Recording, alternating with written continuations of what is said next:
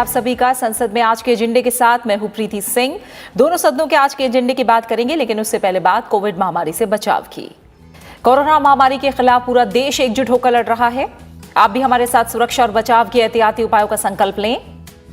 अपना मास्क अच्छी तरह से पहने, 2 गज की दूरी का पालन करें, सुरक्षित दूरी बनाए रखें, साथ ही अपने हाथों को बार बार धोएं।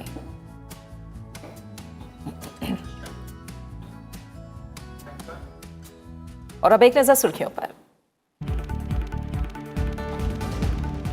पर्यटन और खाद्य प्रसंस्करण उद्योग मंत्रालय के कामकाज पर राज्यसभा में होगी चर्चा। सभी दलों के सांसद रखेंगे विचार और सुझाव।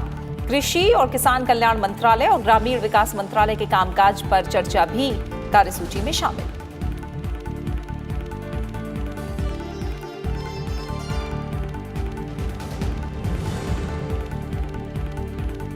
लोकसभा के एजेंडे में खान और खनिज विकास विनियमन संशोधन विधेयक 2021, खनिजों के अंतिम उपयोग पर लगे प्रतिबंध को हटाने के प्रावधान। खनन क्षेत्र में सुधारों के प्रस्ताव को मंजूरी से नीलामी के लिए उपलब्ध हो सकेंगी ज्यादा खदानें।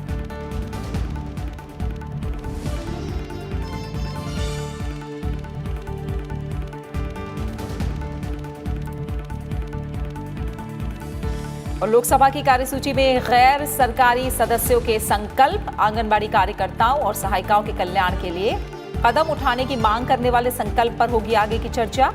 स्वास्थ्य और परिवार कल्याण संबंधी स्थायी समिति की रिपोर्ट दोनों सदनों में की जाएगी पेश।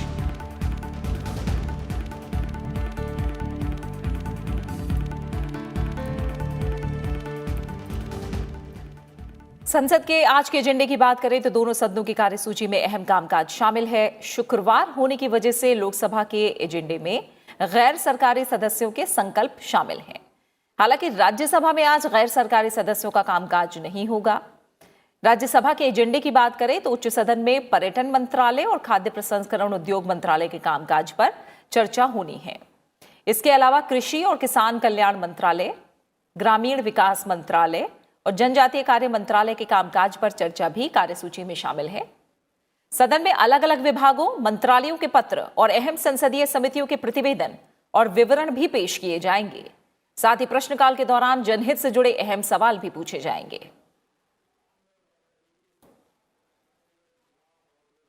वहीं लोकसभा की बात करें तो सदन की कार्यसूची में अहम विधायी कामकाज शामिल है।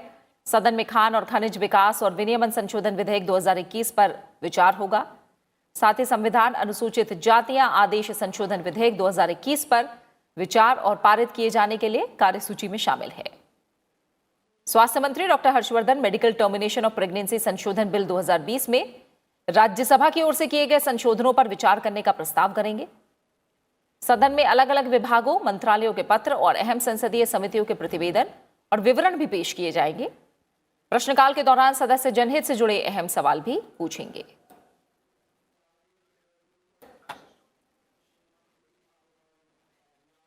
राज्यसभा के एजेंडे में आज अहम मंत्रालयों के कामकाज पर चर्चा शामिल है।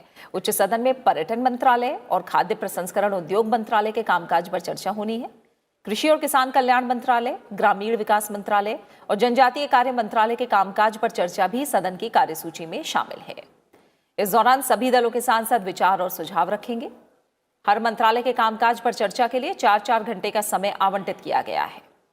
चर्चा पूरी होने के बाद संबंधित मंत्री चर्चा का जवाब देंगे।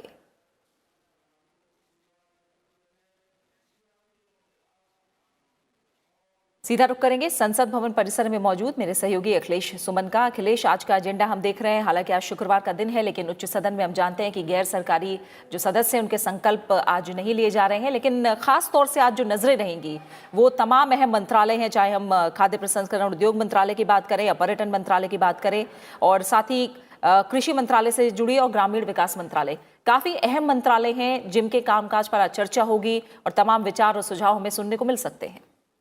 निश्चित तौर पे प्रीति, देखिए शुक्रवार को अमूमन ऐसा होता है कि जो प्राइवेट मेंबर्स बिल होते हैं या प्राइवेट मेंबर्स रिजोल्यूशन होते हैं उसे दोपहर के बाद लिया जाता है। लेकिन इस बार चूंकि कामकाज की अधिकता है और उसके अलावा बजट सत्र के बहुत सारे विभागों के जो कामकाज की बात है, उनके उससे जुड़ी सारी बातें हैं वो उसे लोकसभा में पूरी की जानी है, राज्यसभा में भी पूरी की जानी है। इसलिए राज्यसभा में आज जो है प्राइवेट मेंबर्स बिल नहीं रखा गया है।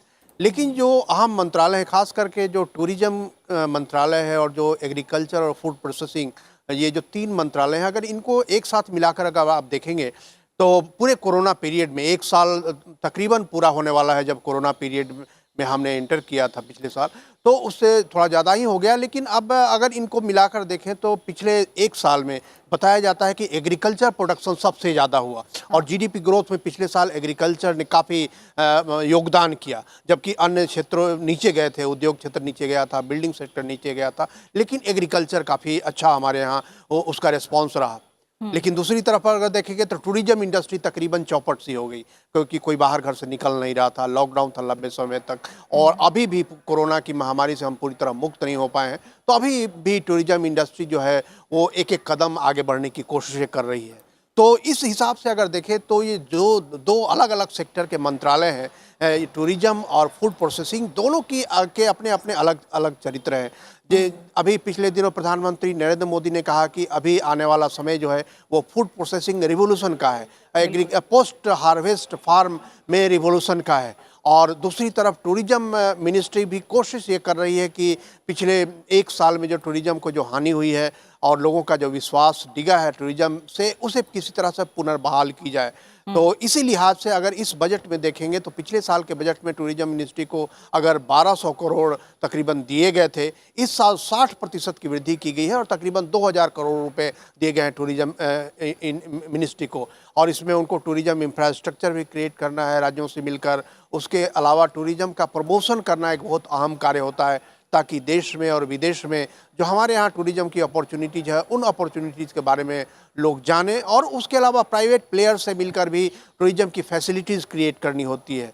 तो टूरिज्म एक तरीके से कहें कि देश का पूरा ऐसा दर्पण होता है, जब पूरे या तो देश के अंदर से डोमेस्टिक टूरिस्ट या बाहर विदेश से लोग आते हैं तो टूरिज्म के माध्यम से वो पूरे देश को देखने समझने का काम करते हैं। तो इस लिहाज से ये काफ़ी अहम मंत्रालय होगा जिस पे आज चर्चा होगी, और उसके कामकाज पे निश्चित तौर पे सदस्य जो हैं वो सुझाव भी देंगे, आलोचनाएं भी होंगी, विपक्ष आलोचनाएं भी करता है और सरकार उसे अमूमन हेल्दी तरीके से लेती है, क्योंकि उन आलोचनाओं से सरकार को भी एक दिशा मिलती है कि क्या क्या और करने की ज़रूरत है। बिल्कुल। दूसरी तरफ अगर फूड प्रोसेसिंग और एग्रीकल्चर मिनिस्ट्री का आप देखें तो आप जान रही हैं कि एग्रीकल्चर फार्म सेक्टर को लेकर 2 तरह के विचार हैं, और ये दोनों तरह के विचार दरअसल आर्थिक सुधारों से जुड़े हुए हैं, जिसमें कि तकरीबन एक समय सारी पार्टियां एक तरीके से आर्थिक सुधारों का समर्थन करती थी, लेकिन ऊंच नीच होता है। तो इसमें देखना बड़ा रोचक होगा कि फूड प्रोसेसिंग और एग्रीकल्चर मिनिस्ट्री में बहस किस तरह से आगे बढ़ता है, लेकिन निश्चित तौर पे काफ़ी ज्ञानवर्धक बहस होगी, और मुझे लगता है कि काफ़ी रचनात्मक तरीके से सदस्य आज की बहस में भाग लेंगे, आलोचनाएं निश्चित तौर पे होगी। बिल्कुल अखिलेश, आप बने रहिए हमारे साथ। अब आगे के एजेंडे पर हम बात कर लेते हैं, और लोकसभा के एजेंडे को अगर हम देखें तो आज खान और खनिज विकास और विनियमन संशोधन विधेयक 2021 एजेंडे में शामिल है। केंद्रीय खान मंत्री प्रहलाद जोशी विधेयक पर विचार और पारित करने का प्रस्ताव करेंगे। इसके जरिए 1957 के कानून में और संशोधन किया जाना है।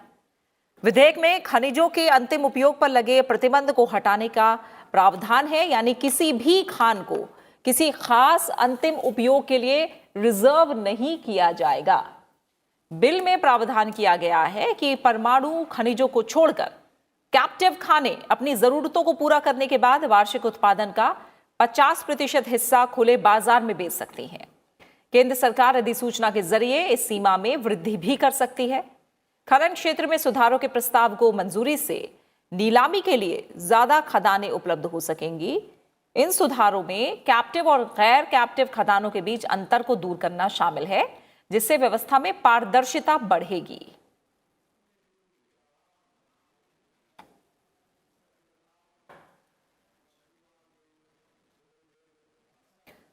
वहीं संविधान अनुसूचित जाति आदेश संशोधन विधेयक 2021 भी आज लोकसभा के एजेंडे में शामिल है। केंद्रीय मंत्री थावरचंद गहलोत विधेयक पर विचार और पारित करने का प्रस्ताव करेंगे।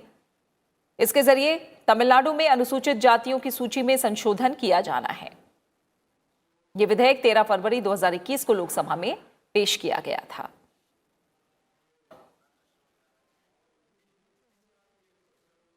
साथ ही लोकसभा की कार्यसूची में मेडिकल टर्मिनेशन ऑफ प्रेगनेंसी संशोधन बिल 2020 यानी गर्भ का चिकित्सीय समापन संशोधन विधेयक 2020 भी शामिल है।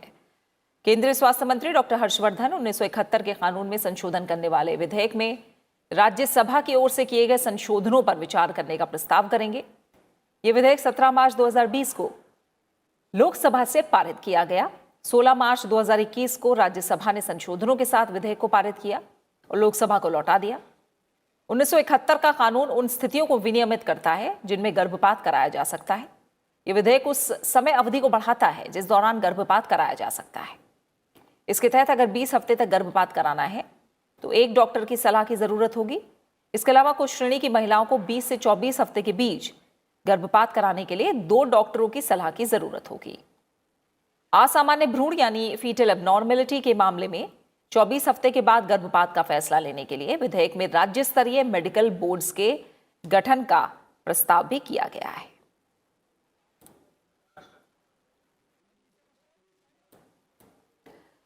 अखिलेश हमारे सहयोगी हमारे साथ जुड़े हुए हैं। अखिलेश, अगर हम लोकसभा के एजेंडे को आज हम देख रहे हैं तो काफी अहम विधायी कामकाज आज हमें नजर आ रहा है। खासतौर से आज खान और खनिज विकास विनियमन संशोधन विधेयक एजेंडे में शामिल है। इसमें खनिजों का जो अंतिम उपयोग है उस पर लगे प्रतिबंध को हटाने का प्रावधान है। किस तरह से खनन क्षेत्र में जो सुधार है उनका मार्ग प्रशस्त करेगा ये विधेयक पास होने के बाद? निश्चित तौर पे देखिए, खनिज हमारे यहाँ का एक महत्वपूर्ण क्षेत्र रहा है जिसके माध्यम से रोजगार भी होता है और हमारी जो अर्थव्यवस्था है उसको भी एक तरीके से मजबूती मिलती है।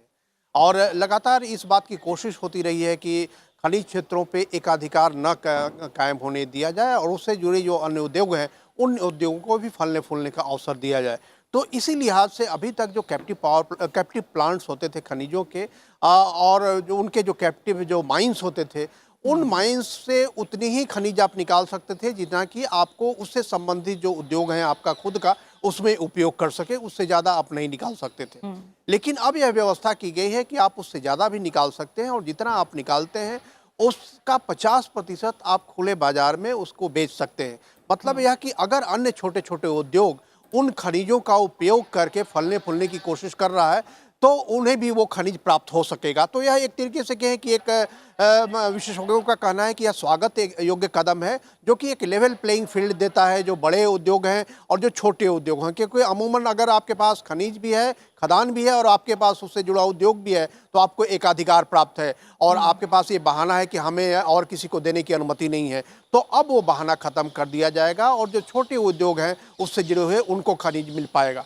एक जो दूसरी व्यवस्था यह की गई है कि राज्य और केंद्र के बीच में एक खनिजों को लेकर भी एक मामला चलता रहा है। कई बार राज्य सरकारों की तरफ से भी दबाव होता है। तो ऐसे में एक व्यवस्था की गई है कि अगर राज्य में बिडिंग प्रोसेस जो है खनिजों खानों का, उस बिडिंग प्रोसेस को एक नियत अवधि के बीच में अगर पूरा नहीं किया जाता है तो केंद्र सरकार उसको बिडिंग करेगी।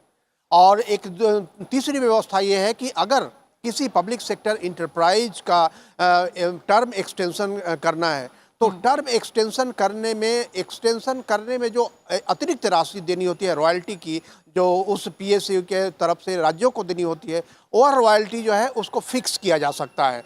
तो यह 3 बड़े मामले हैं जो इसमें संशोधन के लिए आने हैं। निश्चित तौर पे इसमें राज्य और केंद्र के संबंध भी हैं और इसके अलावा इसमें प्रतिस्पर्धा को बढ़ावा देने की बात भी है। और इसमें प्रयास यह किया जा रहा है कि जो उद्योग हैं खान से जुड़े हुए, खनिज पदार्थों से जुड़े हुए, उनको एक लेवल प्लेइंग फील्ड दी जाए और उनको एक जो इक्वेशन की स्थिति होती है वह न बनने पाए ताकि उनको ब्यूरोक्रेटिक हर्डल से और राजनीतिक दबावों से मुक्त किया जा सके। जी प्रीति। बिल्कुल अखिलेश, आप हमारे साथ बने रहिए। आगे के एजेंडे पर भी आपसे हम फिलहाल ज़्यादा जानकारी लेंगे। लोकसभा की कार्यसूची में आज गैर सरकारी सदस्यों के संकल्प भी शामिल हैं। आंगनबाड़ी कार्यकर्ताओं और आंगनबाड़ी सहायिकाओं के लिए कल्याणकारी उपायों से संबंधित संकल्प पर लोकसभा में आज आगे की चर्चा होगी। बीएसपी सांसद रितेश पांडे ने 20 मार्च 2020 को सदन में यह संकल्प पेश किया था। वहीं टीएमसी सांसद प्रोफेसर सौगत रॉय जांच एजेंसी सीबीआई को लोकपाल के नियंत्रण में लाने के लिए उपयुक्त कदम उठाने का प्रस्ताव करेंगे। शिवसेना सांसद सदाशिव लोखंडे एक राष्ट्र एक राशन कार्ड स्कीम के तहत सभी बीपीएल राशन कार्ड धारकों और उनके विभाजित परिवारों को रियायती दर पर खाद्यान्न की व्यवस्था के लिए कदम उठाने का प्रस्ताव करेंगे।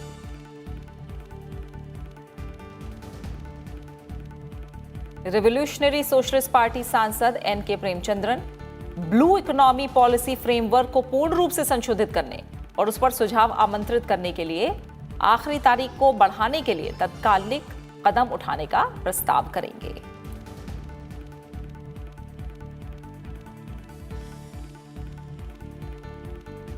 अखिलेश, हम लोकसभा के एजेंडे में आज शुक्रवार होने की वजह से जो गैर सरकारी सदस्यों के संकल्प हैं, हम अगर उन पर नजर डालें तो काफी अहम संकल्प आज हमें नजर आ रहे हैं आंगनबाड़ी कार्यकर्ताओं और सहायिकाओं के कल्याण के लिए।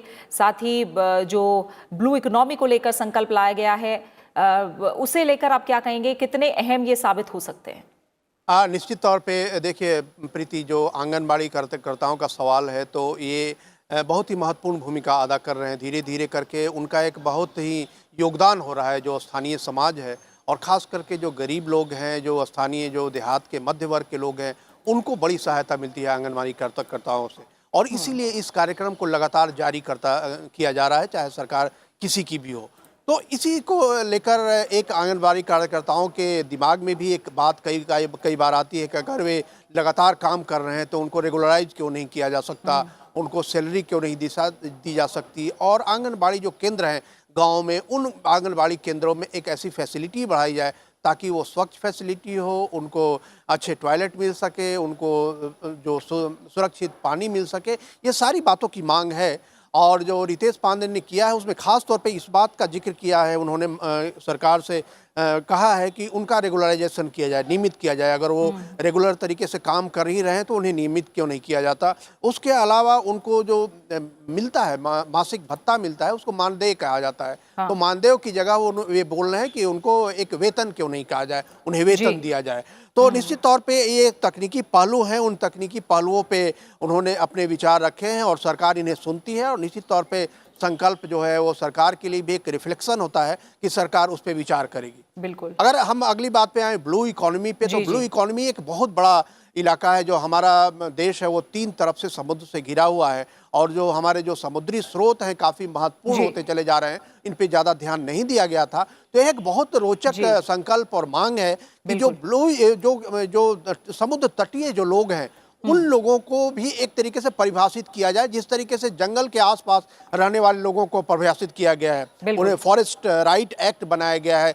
जंगल के आसपास रहने वाले लोगों को, उनको एक तरीके से एक अधिकार दिया गया है कि उनका घर वहाँ रहे, उनकी जो जमीन है वो जमीन सुरक्षित रहे। उन्हें इकोसिस्टम पीपल कहा जाता है।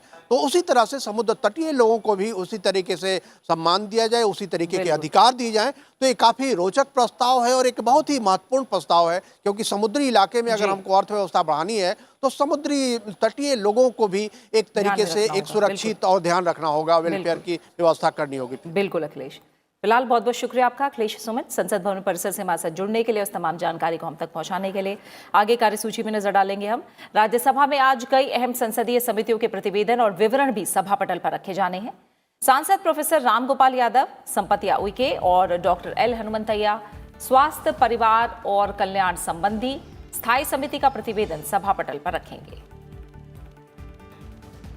सांसद डॉक्टर सुधांशु त्रिवेदी और मुजीबुल्लाह खान ऊर्जा संबंधी स्थायी समिति के प्रतिवेदन सदन में रखेंगे। सांसद डॉक्टर फौजिया खान और सतीश चंद्र दुबे खाद्य उपभोक्ता मामले और सार्वजनिक वितरण संबंधी स्थायी समिति के प्रतिवेदन सभा के पटल पर रखेंगे।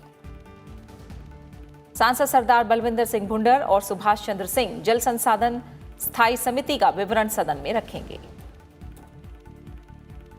वहीं संसदीय कार्य राज्य मंत्री वी मुरलीधरन 22 मार्च सोमवार से शुरू हो रहे सप्ताह के लिए सरकारी कार्य के संबंध में जानकारी देंगे। लोकसभा में भी कई अहम संसदीय समितियों के प्रतिवेदनों और विवरण को सदन के पटल पर रखा जाएगा। सांसद गिरीश भालचंद्र बापट और जुगल किशोर शर्मा प्राक्कलन समिति के प्रतिवेदन सदन में रखेंगे। सांसद राजीव रंजन सिंह और अनुप्रिया पटेल ऊर्जा संबंधी स्थायी समिति के प्रतिवेदन सदन में रखेंगे। सांसद सुदीप बंदोपाध्याय और अजय मिश्र टेनी खाद्य उपभोक्ता मामले और सार्वजनिक वितरण संबंधी स्थायी समिति के प्रतिवेदन सभा के पटल पर रखेंगे। सांसद डॉक्टर संजय जायसवाल और भागीरथ चौधरी जल संसाधन संबंधी स्थायी समिति के विवरण सभा के पटल पर रखेंगे। सांसद डॉक्टर भारती प्रवीण पवार और doctor DNV Senthil Kumar S स्वास्थ्य, परिवार और कल्याण संबंधी स्थायी समिति का प्रतिवेदन सभा के पटल पर रखेंगे।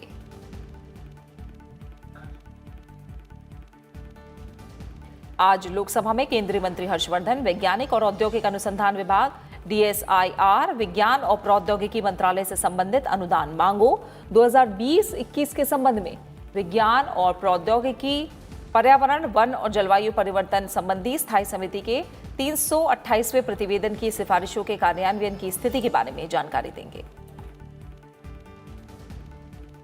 वहीं संसदीय कार्य राज्य मंत्री अर्जुन राम मेघवाल लोकसभा में 22 मार्च से शुरू हो रहे सप्ताह के लिए सरकारी कार्य के संबंध में जानकारी देंगे।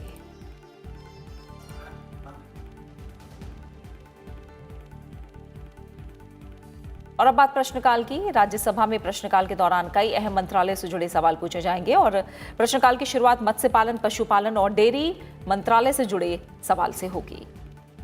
सांसद अब्दुल वहाब पूछेंगे क्या सरकार तटवर्ती क्षेत्रों के मछुआरा समुदाय के कल्याण के लिए प्रतिबद्ध है। और अब बात रेल मंत्रालय से जुड़े पूछे जाने वाले सवालों की। सांसद GC चंद्रशेखर पूछेंगे क्या सरकार भारतीय रेल की परिसंपत्ति का मुद्रीकरण करने की योजना बना रही है। सांसद संभाजी छत्रपति पूछेंगे क्या सरकार ने रेलवे स्टेशनों को PPP मॉडल के अंतर्गत विकसित करने का कार्यक्रम शुरू किया है। सांसद भास्कर राव नेकांती पूछेंगे क्या विगत कई वर्षों के दौरान RPF में जवानों की संख्या और अवसंरचना बढ़ाई गई है। सांसद P भट्टाचार्य पूछेंगे क्या रेलवे देश भर में 3 रेलवे स्टेशनों को विकसित करने के लिए डिजाइन प्रतियोगिता कराए जाने पर विचार कर रहा है।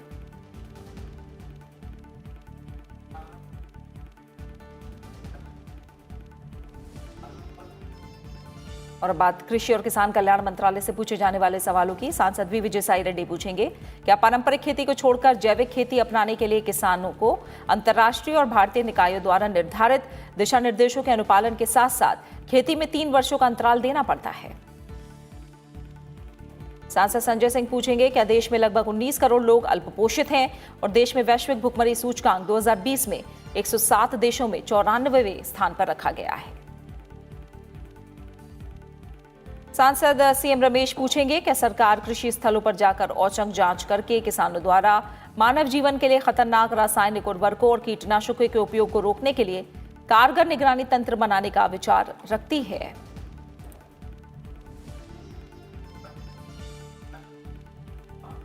बात ग्रामीण विकास मंत्रालय से पूछे जाने वाले सवाल की। सांसद सैयद जफर इस्लाम पूछेंगे क्या सरकार के पास विगत 3 वर्षों और चालू वर्ष के दौरान प्रधानमंत्री आवास योजना ग्रामीण के अंतर्गत निर्मित किए गए आवासों की संख्या और इसके अंतर्गत उपयोग की गई निधियों की मात्रा का कोई रिकॉर्ड है।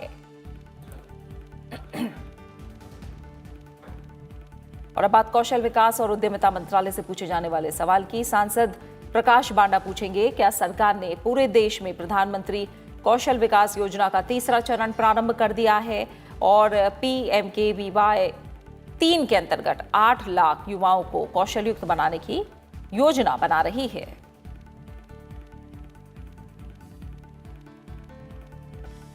और लोकसभा में भी आज प्रश्नकाल के दौरान कई अहम मंत्रालयों से सवाल पूछे जाएंगे और प्रश्नकाल की शुरुआत वस्त्र मंत्रालय से जुड़े सवाल से होगी। सांसद सु थिरुनवुक्कारस पूछेंगे गत 3 वर्षों में प्रत्येक वर्ष और वर्तमान वर्ष के दौरान वस्त्र उत्पादन का राज्य क्षेत्रवार और उत्पादवार ब्यौरा क्या है।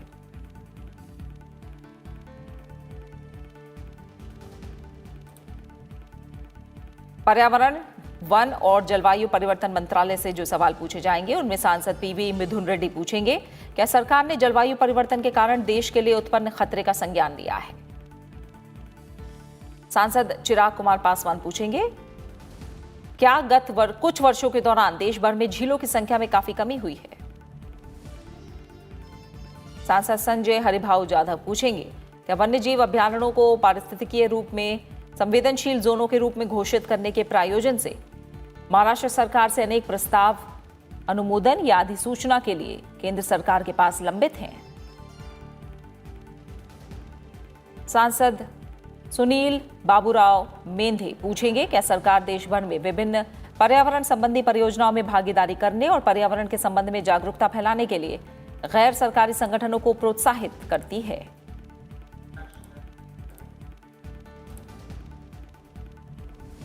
और बात स्वास्थ्य और परिवार कल्याण मंत्रालय से पूछे जाने वाले सवाल की। सांसद अशोक महादेव राव नेते पूछेंगे क्या देश के अनेक हिस्सों में बच्चों में मलेरिया के मामलों की सूचना मिलती रही है। सांसद कौशल किशोर पूछेंगे देश में राज्य संघ राज्य क्षेत्रवार विशेषकर उदयपुर जिला राजस्थान में थैलेसीमिया रोगियों का ब्यौरा क्या है, उनमें 12 वर्ष से कम उम्र के बच्चों की संख्या कितनी है। सांसद रवनीत सिंह पूछेंगे क्या सरकार को यह जानकारी है कि दवाइयों के अनेक अवैज्ञानिक सम्मिश्रण की नियत मात्रा में सम्मिश्रित दवाइयों के रूप में बाजारों में भरमार है। सांसद भोला सिंह पूछेंगे क्या उनका मंत्रालय लक्षित जिलों में स्वास्थ्य परिचर्या सुविधाओं को बेहतर बनाने के लिए आकांक्षी जिला कार्यक्रम का कार्यान्वयन कर रहा है।